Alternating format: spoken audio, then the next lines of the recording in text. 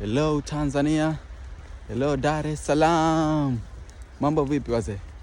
Jumatatu na mimi ndo natembea na kwenda kwenye 1 na 2. Nimeimeza hiyo. Aisee, barafu leo linamwagika kweli kweli. Lakini ndo hivyo, tunapambana, huwezi kuacha kwenda kwenye majukumu. Kwa maana unaona kila mtu yupo kwenye mishemishe zake. Na mimi ndo hivyo.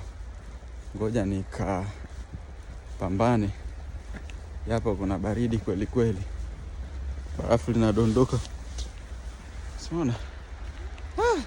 Kama mvua, hamna mvua, yani hiyo sio mvua. Ni barafu tu ndio linadondoka hivi. Hii sio mvua kabisa. Lakini ukisema utembee dakika 10 tu, kichwa chote kinakuwa na mvi cheupe. Hadi magari huku yanafunikwa. Unaona humu kuna nyasi lakini huwezi kuona nyasi hata moja. Hii yote ni miti.